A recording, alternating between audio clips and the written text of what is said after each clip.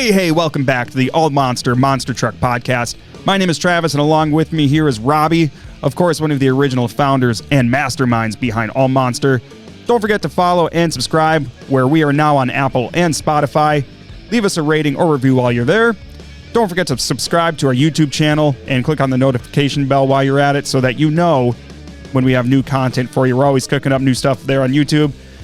We're always looking for more fan-submitted topics as well for future episodes of the podcast, so feel free to leave us a comment on YouTube, Spotify, or even our Instagram or Facebook pages as well, and we'd be happy to discuss whatever topics you would like us to. We got a special episode for you guys today. We're going to talk about a couple of the recent shows me and Robby had our eyes on. We're going to talk a little bit more World Finals because that's coming up in just 2 weeks here. And very soon we're going to be talking to Ricky Fowler, the new owner of the world-famous GunSlinger Monster Truck. Very excited to talk to Ricky and talk about the acquisition of GunSlinger. A lot of stuff going on here this week. Robby, how the hell are you doing today? Hey, we're living, man. I don't want that mastermind thing to spread, so knock it off. But other than that, no, we're great. Everything's fine, man. It's monster truck time, and it's not been a better time of the year to be talking monster trucks than a couple weeks before the World Finals. A lot of tune-ups happening, a lot of other shows going on as well. And hey, congrats on the get, if you will. I'm excited to hear what you have to say to and with Mr. Ricky Fowler. Seems like from many accounts that's going to be a nice, good transition to a new owner. And I love seeing trucks like that getting taken care of, as we've discussed in prior episodes. Wanted to quickly shout out as well, like you said, the YouTube channel. Name on the YouTube channel is a little different than everything else. If you guys can't quite find it or you're looking for more monster truck content, it is all monster videos, and really appreciate all the support on everything. So let's get to it, man. Yeah, absolutely. So we had Send It to Motorsports kind of all over the place. We had Lake Erie for All-Star Monster Trucks. We also had Escanaba for Monster Truck Throwdown. So Robby, I know you had your eyes on the Lake Erie show there where we had the Zimmer boys going at it. Tell us a little bit about what you saw from the Lake Erie show. Yeah, Erie, PA, Lake Erie Speedway, always a really nice stop. That's one that I got to get to one time. It seems to kind of get lost in the shuffle, if you will, but it's not too awful far from me. Maybe I got to head out there next time because my All-Star Monster Truck Tour experiences have been very good this year. Enjoyed Maryville. I've enjoyed seeing the shows that they've been putting on. They had a really cool racing course, like kind of big Chicago style on asphalt. So you got to see trucks like Crazy Train and the Uproar truck drifting around corners and throwing up smoke. And it was just like, yeah, this is cool racing, man. Speaking of racing, Crazy Train gets the win on night one. And Uproar gets the win on night two. A couple nights of events. It was mostly a Crazy Train and Send It weekend. The best trick and racing and overall were all won by Triton Robbins. He has just been on a roll when it's come to racing. Definitely got my eyes on a few things coming up for World Finals, and this is a great opportunity for many of the people that are going to be involved in the World Finals to tune settings. We'll be talking about that a little bit more when we get to Escanaba.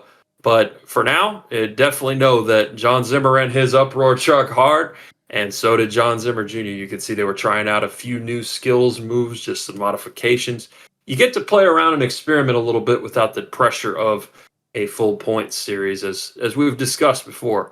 I was impressed by Montana. I was impressed by Triton. And, of course, I knew what the Zimmers brought to the table. And, of course, hey, David O'Fair, we cannot stop talking about this guy.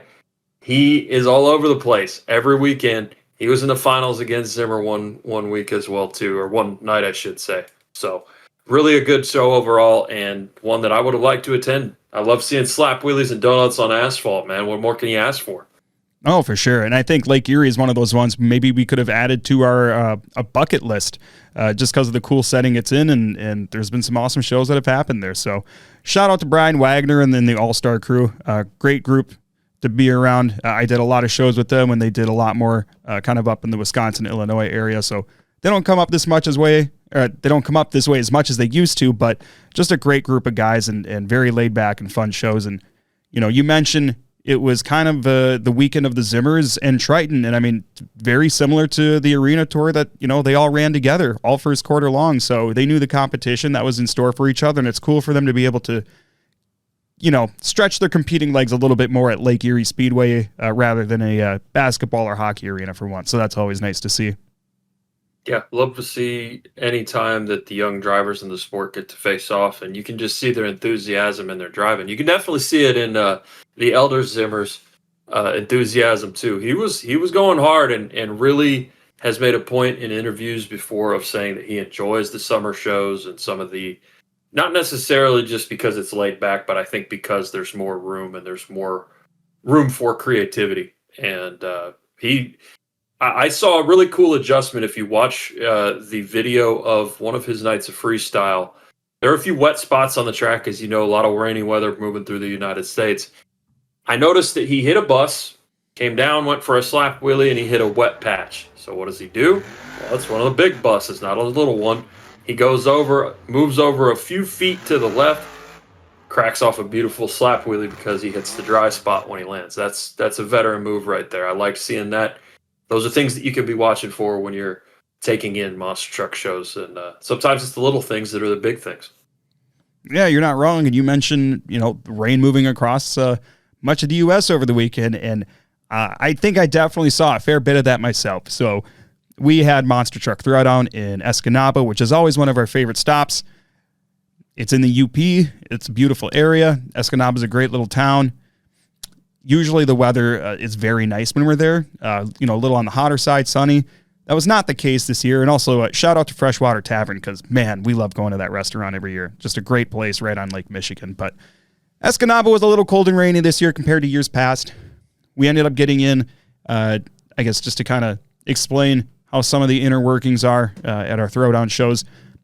Most of the shows, other than like the really big ones like a Mount Pleasant or a Fowlerville or something like that, we usually get in a couple days beforehand and we'll build the track normally the day before the show, set up front of house stuff and what have you.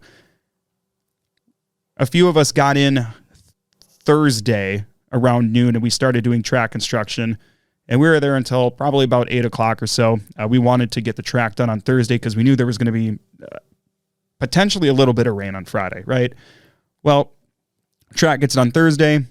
We come in Friday to just finish a couple loose ends and then start setting up front of house stuff. And it wasn't supposed to rain very much initially, and it rained the entire day Friday. It rained, and I believe it didn't really stop until after, we were in bed Friday night. Saturday rolls around. What was that?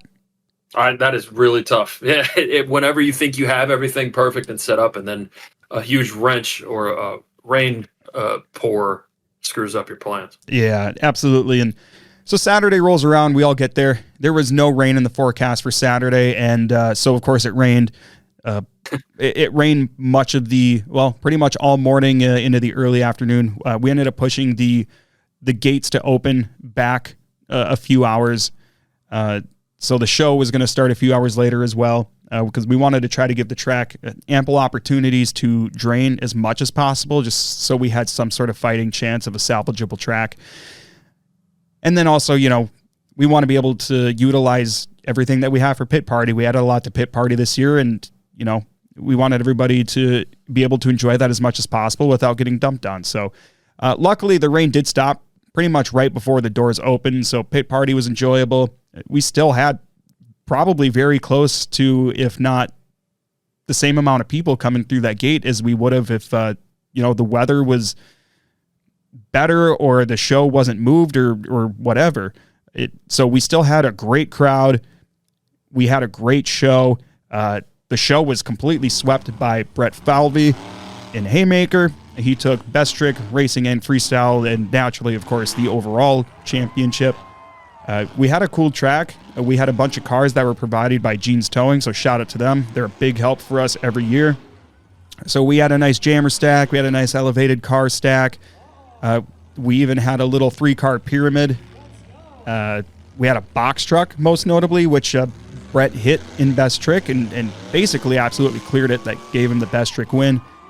he did great in racing, and then, he took the freestyle, and we kind of had a yard sale with that old Haymaker body, so I think he might have to put a new one on now. I know the one that he had was a little bit beat up, so this might be the push he needs to finally put that new body on. But oh my gosh, guys, insider info, that body was well, I won't say destroyed because you can always fiberglass stuff back together, but he's getting a new body. So yeah, if you're looking for a fresh Haymaker, you're definitely going to see one, and it was well used this first quarter, so it was about time. He will be freshly bodied on the Haymaker, and more importantly than that, Brett Falvey's been on a roll. I am going to make myself the president and chairman of the Brett Falvey fan club because, man, it has been great seeing him spread his wings this year and just get to run the way that he wants. And now he's starting to take victories even more and sweep shows even more. He was 5 for 6 in competitions in Berea. He has just been doing the thing, no matter if it's Throwdown, All-Star, Renegade, wherever he's at. This guy's ready for Monster Jam. There's no question in my mind that he would do just fine in any setting that they put him in right now. Hey, Brett Falvey hype train. I don't care. I don't care about the Sended connection or anything like that. I'm just simply saying wherever this guy's been and whoever he's repping, he has been running great. Yeah, 1,000%. He did a great job, and I'm sure each of those body panels that had to get drug off the track were about 150 pounds heavier than they would have been without all the mud, because I don't know how much the track actually drained in those few extra hours we gave it. It was pretty muddy, no doubt about it. Freestyle rolled around. Luckily, Little Miss Dangerous was able to come back out after breaking a rear steer solenoid there in racing. So she made it back out for freestyle, made some great hits, and completely knocked over the box trucks. That was really cool for the fans that we had there. Otherwise, Kylie came out and made some good hits, and Elliot and Brett just killed it in freestyle. They both had great runs, great runs. Elliot's finisher was great too, that he just parked it on top of a car after getting wild. Like the way that he did that was really cool. It's been neat seeing him progress as a driver, and really I thought had a nice season when he was in the seat in on the All-Star Tour. Yep. Yeah, I think that's one of my favorite videos I've taken this year was that park move that Elliot did at the end of his run there. So that was pretty cool. And then also, I got to give a big shout out to our boy, Mr. Spumoni, Dustin Spallone. He drove High Tide in the first half of that show. He drove it for Best Trick in Racing. And I think that's the first time I've really gotten to see Dustin drive so far. And I consider Dustin to be a pretty good buddy of mine. So that was really cool to see. I wish I could have seen him obviously in a little bit better conditions so I could really see what he's capable of. But man, the dude's he's a natural behind the wheel. So it's cool to see him get those opportunities and be able to watch that go down. And I mean, all in all, all things considered with the rain, the extra circumstances at that show, Escanaba was a great time, man. That show, I'm convinced will just always deliver. That's one show that you cannot have a bad run at, regardless of what else is going on around it. Yeah, I love hearing that about Throwdown shows, especially because I want to see them do well. Always have. Personal interest aside, even just it's good to have those good quality summer shows. I don't want those to go away. I don't want them to disappear. We'll get to that soon with Stafford too. But what I liked the very best about that was that I would say your take on Dustin, I would modify it just for personal opinion and say it's kind of interesting and good that he got to run in the mud show and in a wet show and a show where the conditions weren't great, because that's how you learn. And the fact that he was able to persevere despite not much experience in that atmosphere and with those conditions, I think it speaks even more to him as a driver than just getting to run on a dry track, normal stuff. He doesn't get to run all the time, but he's been consistently every few weeks getting to hop in the seat with either him or Farm coming in and out. And it's neat that they're getting brought along and get to have a little experience like that. And yeah, man, who doesn't love Spallone? We got to have him on the pod soon. It's just got to happen. He's a nice guy, and he deserves a nice spotlight to go along with it. He's been working hard for Elliot's team and driving well as well. Been enjoying seeing him get behind the wheel. Yeah, absolutely. And I'm planning to bring my recording equipment to Mansfield next week. We where we will potentially, hopefully, depending on the timing and if everything works out, to be able to sit down with Dustin or even somebody else and be able to record another interview for you guys, because I know it's been a while since we've done one. So that'd be a lot of fun to do. We'll bust the camera out. We'll record everything and gather the clips and try to put out a good quality interview for you guys to be able to watch and or listen to. So be on the lookout for that. We'll definitely, provide that news to you and try to collect some questions maybe for whoever I guess is going to be to answer. So along with that, I know you mentioned Stafford here. Hot Wheels advertised this as their first ever outdoor show. Now, I feel like they've probably done an outdoor show, and I could be wrong, but I feel like they've done overseas outdoor shows potentially. Maybe one of those hybrid stadiums, just from my knowledge of working with the Samson and Patrick folks. Some of those big European stadiums are dope, man. They're like big soccer arenas, and like they have those retractable roofs. So sometimes it might be outside, sometimes it might be inside. I'm not 100% sure, but either way, like it's something they haven't done very often at minimum. Yeah, so it looks like they were at Stafford for a couple days there last weekend, while Escanaba and Lake Erie were also going on. I don't know a lot about the results or anything. I don't really follow Hot Wheels ones. A lot of people have some thoughts on the track layout that they used, mostly just in the sense that it was so similar to what they run in arenas already, being basically 2 straight car stacks and 1 van stack in the middle of those, more or less. You can find videos online of that show if you really want to see what it looked like. I like it in the sense that they were able to hit things harder, and they were allowed / able to, clear car stacks and hit things a little bit harder and whatnot. But the layout was exactly the same, basically, as it would have been in an arena.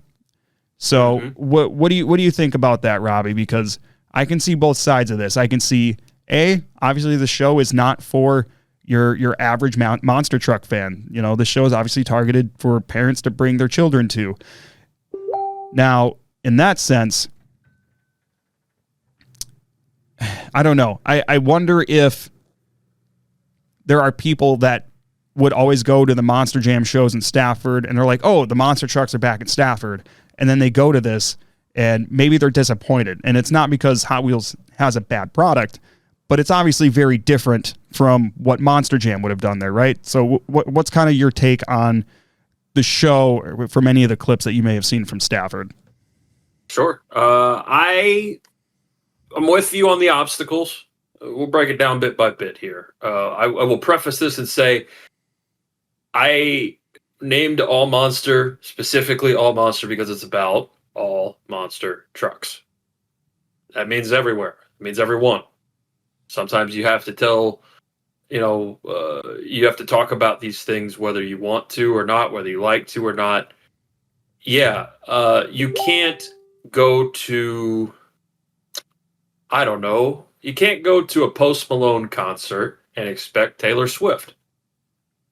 So the people that don't know the difference is what I think you were talking about, going to Stafford or something like that. They just think monster trucks cool. They don't even know about the separate promoters. It's the very, surface level, let's take our kids to the show thing. The let's take our kids to the show crowd is definitely the Hot Wheels crowd, in my humble opinion. So that's fine, but the people that don't know the difference would definitely be disappointed if they were expecting Monster Jam style events and got a Hot Wheels event. That hurts, I think, both parties in that sense. I don't think that if they expected all that, you'd have to ask all the fans and how they felt at the venue. The people on the internet, monster truck community, are the hardcore fans. And they're the ones that are going to do the quote-unquote cool kid thing and poo-poo anything that isn't, 10 backflips in an arena, whatever. So, to me, Hot Wheels has always been good for what it is. I don't think that it's something that I would necessarily go out of my way to see a whole bunch, but as a monster truck fan and as a fan of some of the drivers and what they can do, you can find things to enjoy at a show like that. Do I think they should have drug a bus out there and maybe had some better traction in some spots and done more with it? Absolutely. personal opinion, I think it was definitely something they could have put more effort into on the track layout. But I want to shout out the drivers and what they did, because they did a good job. There was a save. Somebody, I don't know who was driving Skelosaurus, but I saw them take on a elevated car stack and get a nice save over that. And I also wanted to shout out Eric Steinberg, Bigfoot driver. Hey, Bigfoot ran hard. The long jump was definitely a bigger hit, like to your point about them having more room to play with. So they may have had the same setup, but they had upped aggressiveness. That was cool to see. Whether or not all the trucks can make it through the show when they do that, I don't know. Some trucks, I would argue, maybe weren't built for a Stafford show. It's not a shot to the trucks there, but just generally. That's what I would worry about with them moving forward, going to more of those shows, is you need a stout lineup, you need stout obstacles, you need to do that stuff. And not saying to Monster Jamize it either. Just put something bigger out there, man. The first van gets crushed down, and then what are you going to do? You're back in 1998 again. I think that we've evolved a little more than that, and I don't think that it would kill their brand to put a couple bigger obstacles out there and let the folks have at it. I just don't know if that's their business plan or their business model. So it is what it is. I would say after you go and see Stafford shows just rocking the house year over year, one of the things that I kind of missed when we were talking about bucket list shows in the prior episode was just Stafford, West Leb, Hagerstown, all those big speedway shows in the summer you used to look forward to. West Lebanon was another one, and now that one's gone downhill. I said what I said. I miss those shows, and I want those shows to do well. So whatever it takes to get them there, that's what I'm about. It's not necessarily about poo-poo and Hot Wheels or what they did. Hey, I'm glad they had a show there, but your point is a very valid one about people that may not know the differences between the promoters just not going back to that market, not participating in that market, and that does hurt.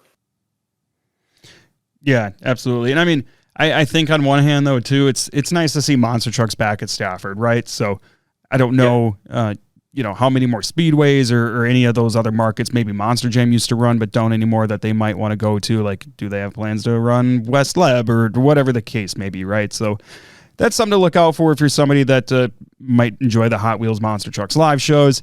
But it is nice in any case to see them try to find some variety in the venues that they're running and maybe try to get out of the arenas a little bit more. So that's good to see.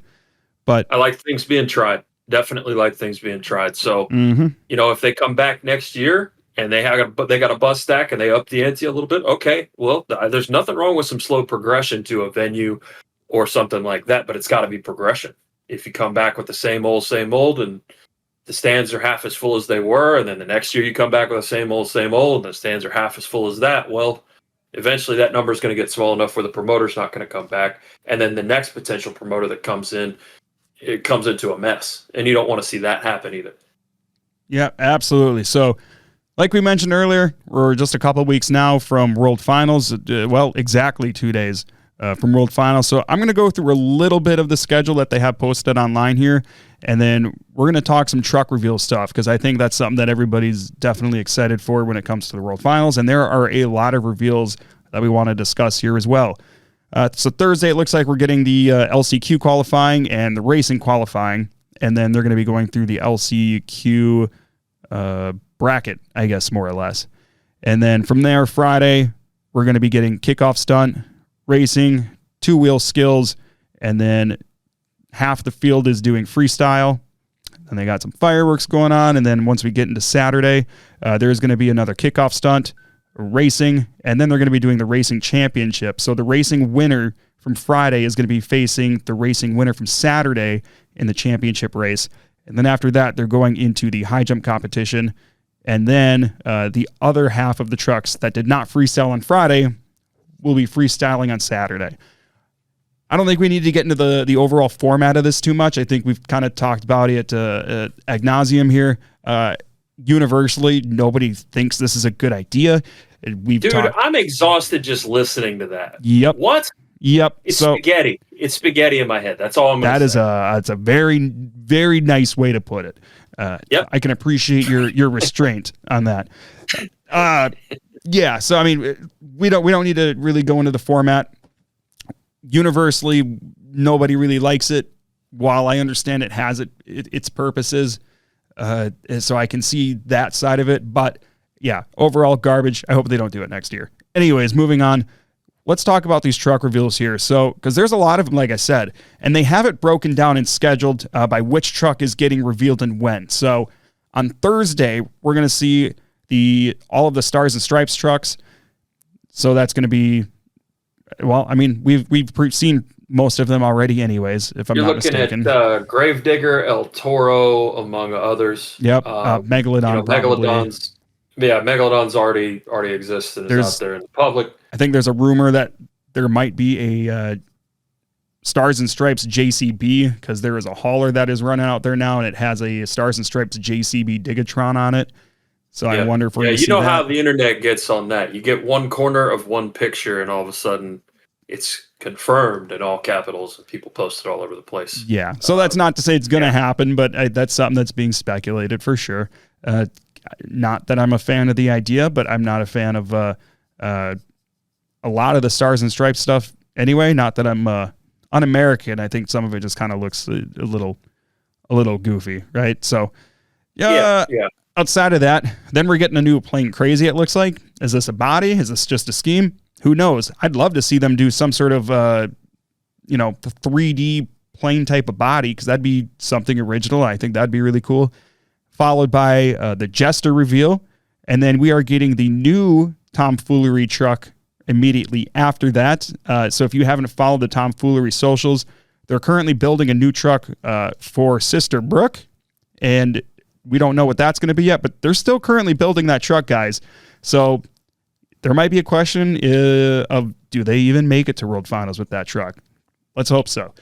And then it's looking good so far. They just got to take care of their microphones, man. I'm gonna shout out Nick Pags, dude. Quit dropping that mic. You made me cringe for Jacob, man. That was cool. I love that they're going along with the build, and just I like that they don't take everything super seriously. Mm-hmm. Monster trucks are fun, and it's a lot of fun. If you haven't checked their stuff out, no, I'm not getting paid for this or anything, but I'll just tell you, it's Tomfoolery Motorsports on Instagram.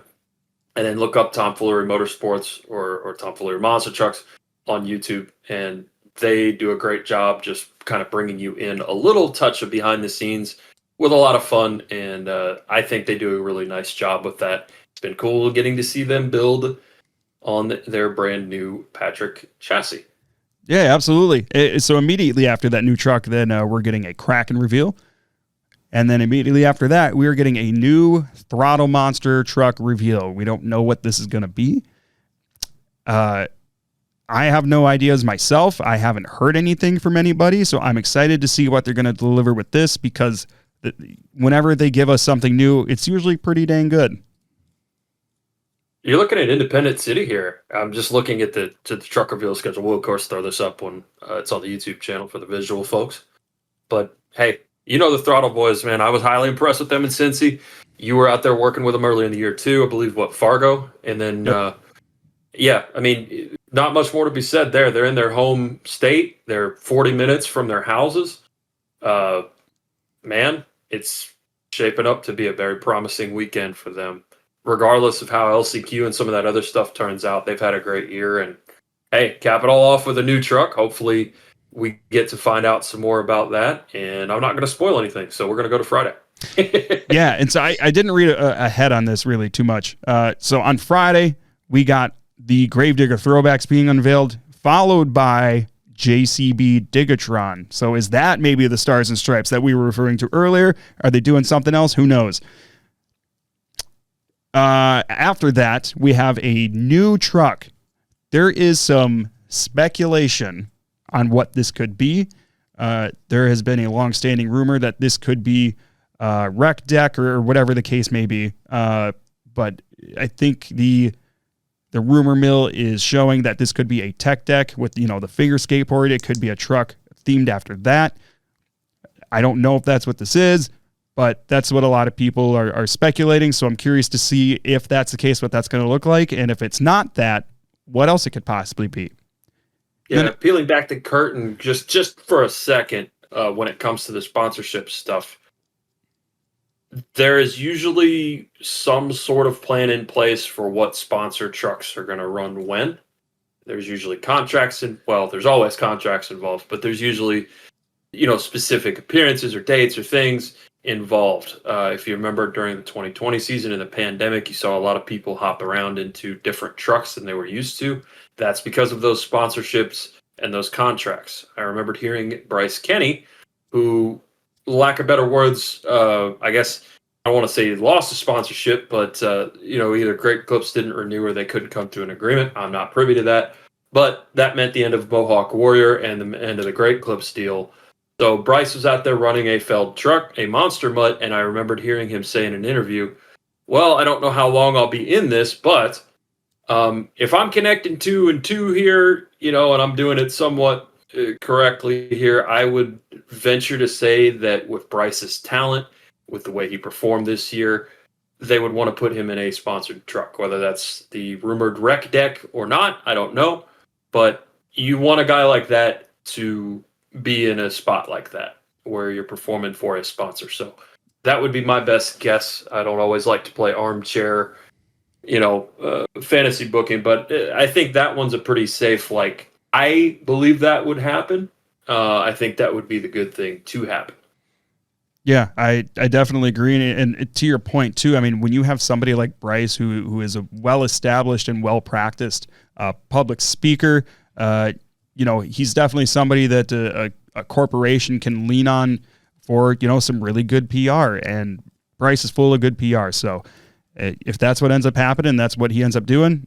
Good on him. Good interview too. He was on our podcast, man. You got to check out the Bryce Kenny interview. That was really enjoyable. Dustin and I sat down with him. That's right. Years ago now. And so you definitely have to check that out. Yeah, and a lot's changed since then, but man, it'd be cool for you guys to go back and check that out. We'll make sure that we link it in this here episode as well in the description or in the video itself. So after that, Sparkle Smash Yellow, which I believe Monster Jam shared a rendering of what that's going to be looking like. Then after that, we're going all independents. We're going to get an Excalibur reveal. I'm excited to see what that's going to look like. And then, of course, we're going to get the Avenger reveal, which I really hope doesn't get spoiled this year because it always seems to leak, and I really hope it doesn't because, man, I'd rather see it presented as they intend it to rather than like a blurry image from far away or something where, of course, I can't not look at it. You know what I mean? I don't have that kind of a restraint.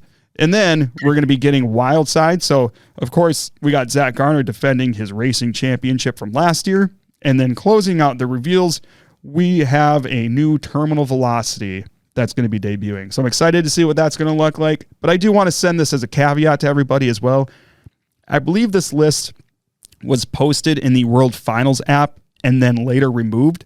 So don't quote us on which days or times this is all going to be happening, but that's the running list that they had originally posted and then removed. So hopefully all of those do happen, or maybe there could be more outside of that could be happening. I don't know, but that's what was originally posted by Monster Jam and then later removed. So just keep that in mind as well as we're talking about this. But outside of that, Robby, did you have any other closing World Finals thoughts here as we're 2 weeks away?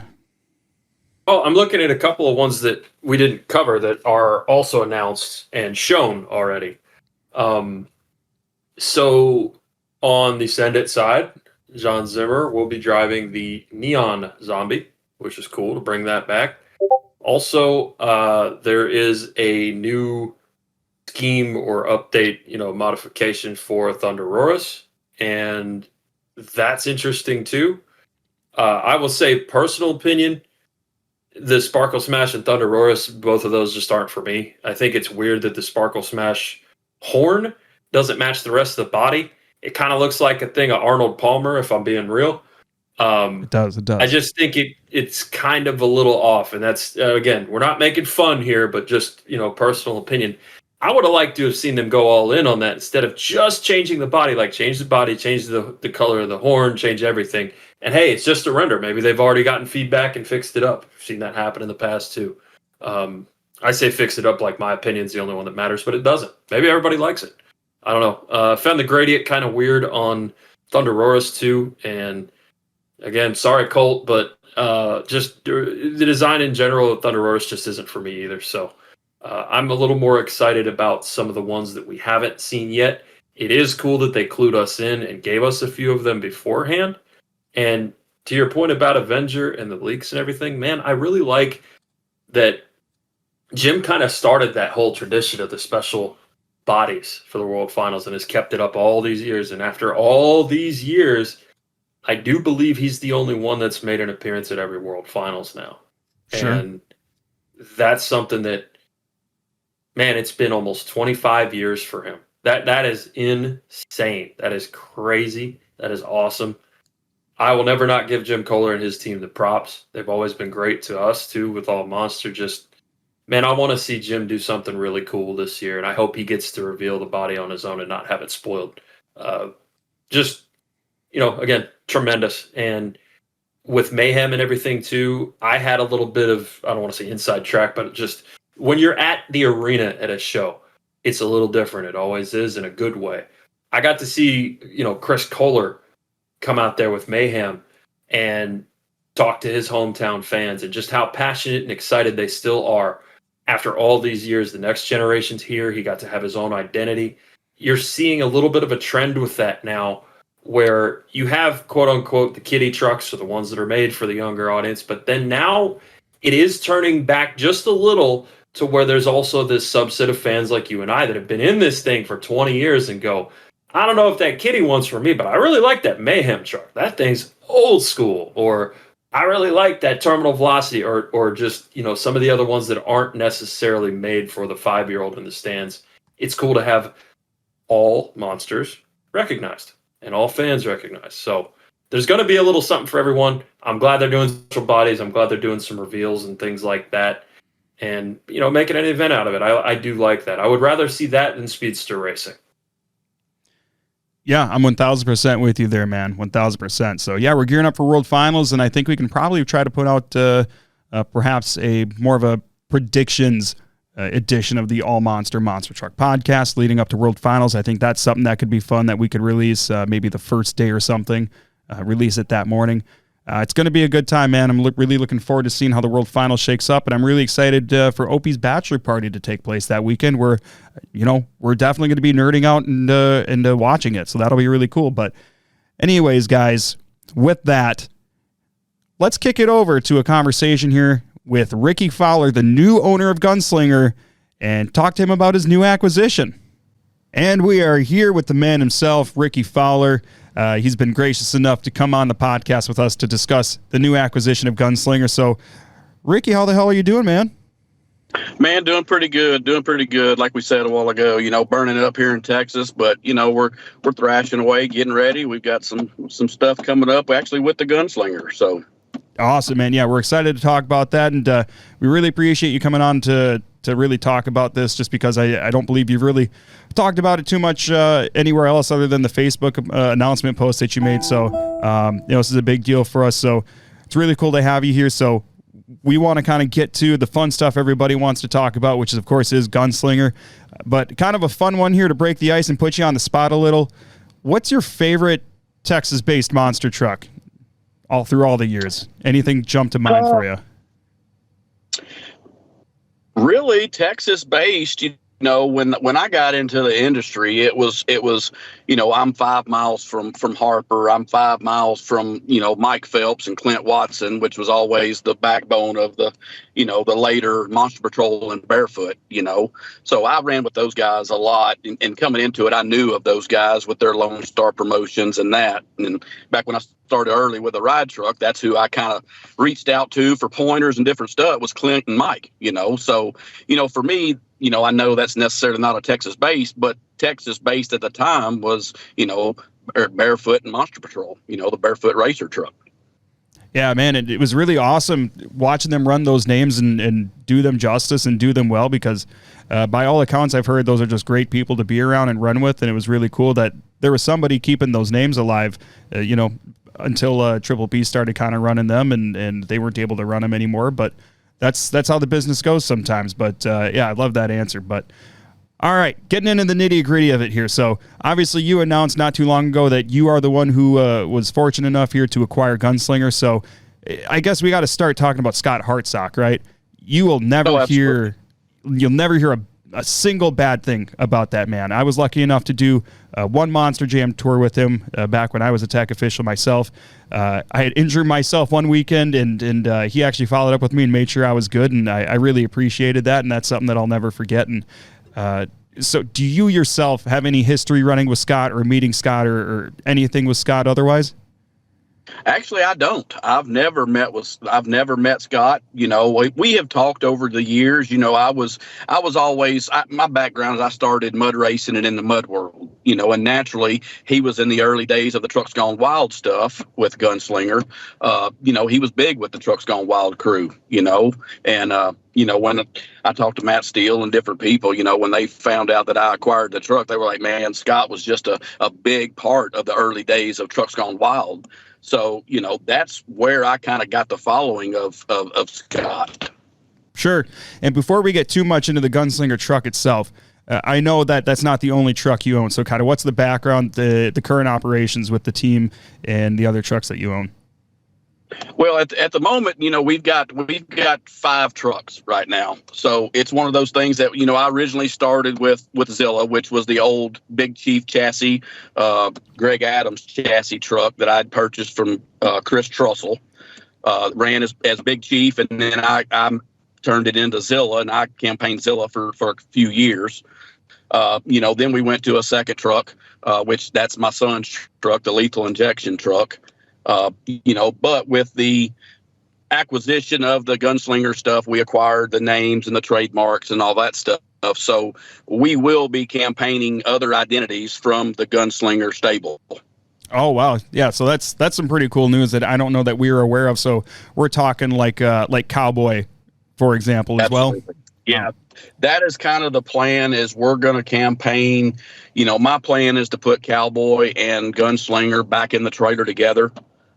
And run them two together as a pair. That's my overall goal. You know, it'll take us the rest of the year to make that happen. But, you know, it's one of those deals, is, you know how it is. It just takes time. But yes, we did acquire multiple identities with this agreement. Very cool. Very cool. So talking about the sale here, do you recall seeing the initial post that was made listing GunSlinger for sale? Because I know it was kind of a while, and it took a while before something finally happened with it. But do you recall the first time you saw the truck for sale, and what were your initial thoughts about that? You know, I always, you know, once that happened, you know, when I got the news, I can tell you exactly where I was. I was sitting in Brownwood, Texas, in the cafe, actually doing displays for one of our particular shows, and actually heard from Jeff Murphy is who we heard from that the accident had happened, because at the time Jeff was running with Scott on the Z Tour. You know, it's one of those things that it's just overwhelming, you know, with everything that's going on and the background, the history. And when all that happened, you know, it was kind of, you know, it was changing. And then when I saw the post, I was just kind of, oh, wow. You know, I remember seeing it, and it was a big dollar number. You know, we're not going to discuss numbers, but we all know what it was when it came out. You know, and I reached out to Kathy at the time, and just, you know, we were kind of looking at adding a new truck, and it just, you know, financially wasn't there yet, you know, and I just like, you know, I talked to Kathy a little bit, and I just let it go. You know, I stayed in touch with her off and on throughout the couple years that it was listed. You know, and it just, we always stayed in contact, and, you know, she'd reach out and, you know, hey, you ready to add another truck to your fleet type deal, you know, and you know, it got to the point where, you know, naturally, you know, booking a lot of shows, we were able to save some money, and we finally came to agreement come this past December, to make this deal happen. Sure. Was it right around the time that the posting was first listed that you kind of initially reached out? Yes. Yeah. Okay. It was right at that first post that I had reached out to Kathy. And at that time, like I said, it was a healthy number. And, you know, we all know in the industry, there's, you know, not a whole lot of people that could have swung that, sure. You know, but we all know what we were getting. You know, we know the truck is pretty much a brand new truck. But yeah, I reached out shortly after that post was made, and we just kind of stayed in touch over the couple years. Sure, absolutely. So when the truck was first listed for sale, and correct me if I'm wrong, I don't believe the name and the rights to it were to be sold with the truck. So did the possibility of obtaining the name open up as you were talking to Kathy, or is that something that maybe she was already considering? I think it and I'm not going to speak for Kathy by no means, but I think I know Kathy well enough by now to know that, when multiple people, I mean, you can only imagine her position of being people calling and just everybody picking her brain about what's for sale, what she has, this and that. A lot of tire kicking, I reckon, huh? Absolutely. And it was overwhelming for her. For her, I feel 100% that, and she had told me, she says, when the right deal comes along, I'll feel it. And that's in all of our conversations. That's kind of where it was always at, that she says, when the right person comes along, I'll know. Sure. So being able to obtain the Gunslinger name, what does the Gunslinger name and the associated names, now that you have those as well, what does that Gunslinger name and the legacy of Gunslinger mean to you? It's one of those things that, this has been a very hard thing for me because, I was hesitant. I was nervous because, like I said in my post, nobody will fill Scott's shoes. That's not what we're here to do. Scott has a following. He has a legacy from back in the early 90s. It's one of those things that, as you show up clean and ready to run, and that's the way you honor Scott, is do that, because that's the way he ran every weekend. He ran hard. He showed up clean, and it was ready to run. Yeah, absolutely. So, I mean, along with that, do you have any promoters in mind, or maybe promoters you haven't run for that you want to? Because obviously everybody wants to see Gunslinger in the most positive light possible, right? So everybody wants to see it run here, run there. So what are your kind of immediate plans for Gunslinger in terms of who you're going to be running with and where? Well, I know it's going to open up other doors. It's, perfect example, we took the truck and we kind of brought it back to the public light for the Bigfoot 50th open house. That weekend, Darnell actually had reached out to me. He had heard that I had the truck and wanted me to bring 2 trucks to Miami this year. And right out of the gate, I was very honest with him because, we all know that is a show you've got to run hard. And me not running the truck yet, not being comfortable in the truck, I wasn't going to take the truck and destroy the truck. And he respected that. So I feel like naturally the Gunslinger, and everybody knows my reputation, I've always ran hard. It's one of those things I've always, since I've started, I've always kind of looked up to Tim Jones. Tim Jones, me and him, right when I got into the business, we butted heads every weekend, because I was the new guy coming in and he was the guy that was where I was at, and he ran hard and I always ran hard right with him, so I think just running hard and that's the way you're going to do that name justice, and keeping it clean, keeping it running. But back to what you said was, we're actually 4th of July weekend, we're actually going to California with Gunslinger. Will be the first time ever Gunslinger's been to California, and we're actually doing the California State Fair at Del Mar. That's awesome. We're taking 2 trucks. Gunslinger will be the truck I'm driving that weekend. And it's going to be a perfect fit because, it's not a competition setting. It's 3 freestyles a day for 5 days, and it's going to allow me to get in the truck and run at my pace and figure the truck out and learn the truck because, that truck's an animal, at 8,900 pounds tired up. I mean, That truck's a monster, it is, and it's got a big Ford motor in it, and, it's going to be a different animal. We all know it's a coilover truck, so that's going to be totally different for me. But it's one of those things, I feel like 2nd or 3rd day of that 5-day event in Del Mar, I'm going to have the hang of it. So sure. I like that, being able to just go drive at my pace and not have to worry about nothing else. Go have fun. Sure. Have you had the chance to get in the truck and tool around with it at all yet? Actually, no. I have, my son does all the loading and unloading and all that stuff. I actually, about 30 minutes ago, we were messing with stuff in the cab, checking the radios, doing different stuff. And that's the first time I've actually been in the seat other than at, Kathy and Scott's house when we purchased the truck. That's the only time I've been in the truck. So I'd never been in it till today, as far as doing anything. So, we're really looking forward to it. It's definitely, I'm nervous about it. But it's, just another day at the office. You just go do our job. Sure, man. That's monster trucks as a whole, right? Absolutely. But there is some news that's coming. We do have merch coming. So we actually have a toy built. The toy ought to be here within the next 45 days. Our buddy Phil, I don't know if you know Phil, but he's going to be very excited to hear that.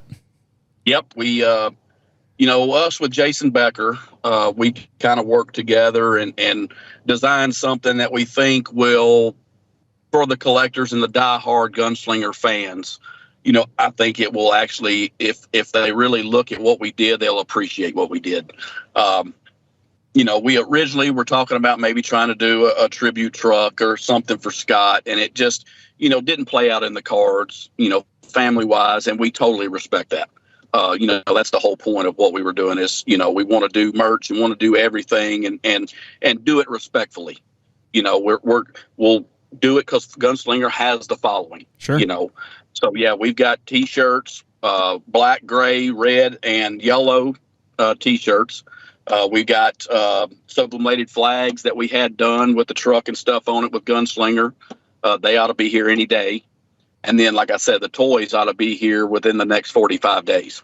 Yeah, a lot of the collectors, obviously, that's a big thing. In some of the Facebook groups is the toy collecting and all that. So that's very exciting to hear. Do you have plans to sell any merch online at all coming up?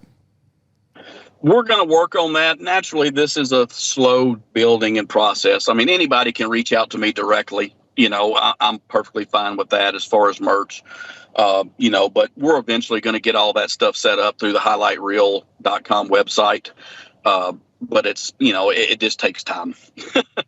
Yeah, no, absolutely. Absolutely. So, I mean, along with all of that, I know you mentioned obviously in the announcement, and like you mentioned, those are shoes that you can't necessarily fill, right? But what are kind of your overall goals with Gunslinger? What kind of hypes do you hope to achieve to help kind of keep Scott's legacy alive? And like I said earlier, I think the biggest thing, naturally it's going to open doors for different promoters and different stuff. And that's what we'd like to happen, because I've always been the smaller independent guy and ran for a handful of promoters and kind of stuck to those companies. So yeah, I'm totally looking forward to going and broadening that promoter aspect, but I think the best thing to do is a perfect example, the other day, when we made that announcement, John Gordon made a comment on there and it says, you take care of it, it'll take care of you. Mm-hmm. And that really hit home because Scott that truck was always clean and it always ran 100% every time he showed up. And I think that's the number one thing that for us will continue his legacy, other than going out there and running it in the ground. Sure. We all know Scott ran hard and, and that's, we're not going to try to treat it no different than he would. Sure. Keep it clean, keep it running good. And we're Ford guys at heart. So it fits right in our stable. Yes, all the trucks except for one are Chevrolet, but we're the Ford guys. So we're diehard Ford guys. For us to have another Ford in the stable is definitely good for us. So to kind of go along with that, because you mentioned obviously Gunslinger is running the Ford power plant, and that's the only one that you guys have in the stable that is doing so.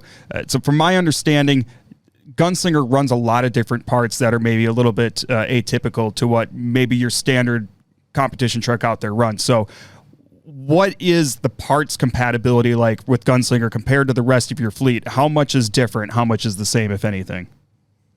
Other than the motor, I mean, I've got one other truck that is Ford powered. My son's lethal injection truck is Ford powered, but it's set up power glide, big block Ford. It's got Clark corners on it, but Scott did things a little different with his knuckles. His steering was on the inside of the axle. He ran different tabs off the front for the steering tie bar. So it's got great parts on it. They're just a little different because Scott found what worked for him and he didn't change. and that's great. What I'd like to do is, naturally Scott built his own chassis. He did all his own stuff. And this is kind of a one-off chassis that's kind of different than most out there. I think the only other one close to this truck would be the Chris Keys truck, because he bought the Cowboy chassis. Sure. So that would be the closest one. So I'd like to eventually, get this chassis CAD drawn where we could duplicate it. That way, if something was to happen and you tore the chassis up, we can replace it. So I think that's probably something that we're going to look into in the future of trying to duplicate this chassis just in case, God forbid, something happens. Sure. We can't duplicate this piece. Sure, and that's something too, where maybe it allows you to be able to kind of duplicate that chassis and the heart and soul of Scott, while you might be able to make some adjustments that are necessary for you along the way too. If that's something that you guys want to do, I think that'd be pretty cool. Oh, absolutely. We all know Scott built a good truck, but the way that the evolution of monster trucks have passed in the past 5 years has even changed drastically. It's hard to keep up. We all know.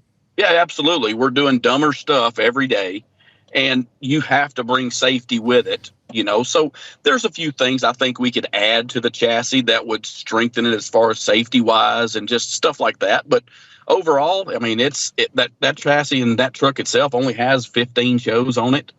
So it's a fairly new piece. So, I think we'll run it and go from there. And then if we need to make changes, which I don't foresee, but in the future we could. Sure. You talk about, opening doors, new doors being opened, primarily because of the Gunslinger name, right? That's a name that everybody wants to see run in a lot of different regions. So obviously you're going to be open to running with different and more promoters that maybe you haven't before. But is that something where if a promoter that you don't usually run with is in a different region than maybe you're used to running in, are you interested in going to different places around the U.S. that maybe you wouldn't otherwise? Absolutely. Naturally last year we had 2 trucks booked with Hot Wheels Tour. That opened up the door for us to that was our first full-time on the road every weekend type tour. So it brought us California to, Texas to, Florida. And so now that we've done that, I'm totally open for it, obviously, because we're going to California next week for Del Mar. We're going to be open to going anywhere, as long as it makes sense. Sure, absolutely. Outside of that, Ricky, I only got a couple more things here. So other than next week for the 4th of July in Del Mar, do you have any other upcoming shows on the books that you can share where people might be able to see if Gunslingers coming to them? Absolutely. Yeah, we're going to start, which that's kind of part of how it got leaked out the week before Bigfoot open house. We actually go from Del Mar, and then the 19th we go to Michigan, and I'm running Dave Rife's summer tour up in Michigan. So we'll have 2 trucks in the Michigan, fair tour for Dave, and we're going to go have fun and get more seat time in that truck. Well, shoot, I'm going to be missing you by like a week because I'm doing the Ionia, Michigan Throwdown the weekend before that. So, gotcha. Bummer. Yep. So it's I've been running. Naturally, I've been on Harper's tour for pretty much first quarter with running Sheriff, and with creating that relationship with Dave and we came to an agreement, and he wanted to, hey, bring it up here and let's run it. So that's what we're going to do. Awesome. Well, as far as keeping up with Gunslinger and everything else that you guys got going on, where can we find you on the social medias? Well, right now, you can reach through me, Ricky Fowler, on Facebook. We're gonna set up some stuff because that was one of the things in the acquisition of this that Kathy wanted to keep.